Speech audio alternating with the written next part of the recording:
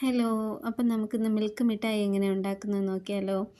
ആദ്യം നമുക്ക് 500 ml പാലെടുത്തിട്ട് അതിനെ നമുക്ക് പകുതി 250 ml ആക്കി അത്രയും വറ്റിച്ചെടുക്കണം കേട്ടോ. അത് കഴിഞ്ഞതിന് ശേഷം നമ്മൾ പനീർ ഉണ്ടാക്കണം. പനീർ ഉണ്ടാക്കുന്നത് എങ്ങനെയാണെന്ന് വെച്ചാൽ 1.5 ലിറ്റർ പാലിൽ നമ്മൾ നന്നായി തിളപ്പിച്ചതിന് ശേഷം അതിലോട്ട് നാരങ്ങ നീര് ഒഴിച്ച്, അതായത് ഇപ്പോൾ ചെറിയ നാരങ്ങയാണെങ്കിൽ ഒരു 2 3 എടുക്കുക, ഇല്ലെങ്കിൽ വലുതാണെങ്കിൽ 2 മതിയാവും. ആ 2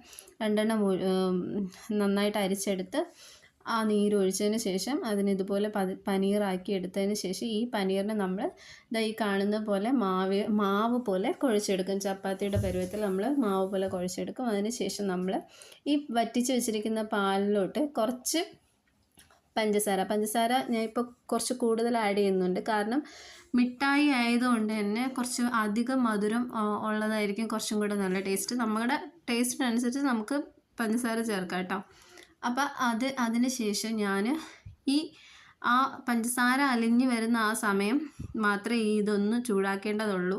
അതിനുശേഷം ഈ പനീർ കുറേശ്ശെ ആഡ് ചെയ്ത് നന്നായിട്ടൊന്ന് മിക്സ് ചെയ്തെടുത്ത് ഇതുപോലെ തിളച്ച് ഇതിൻ്റെ വെള്ളം ഫുള്ള് വറ്റിച്ച് ഈ കാണുന്നത് പോലെ പാനിൽ നിന്ന് വിട്ട് വരുന്ന രീതിയിൽ നന്നായിട്ടൊന്ന് വറ്റിച്ചെടുത്തതിന് ശേഷം നമ്മൾ ഇതുപോലൊരു പാത്രത്തിൽ അതിനെ കുറേശ്ശെയായിട്ട്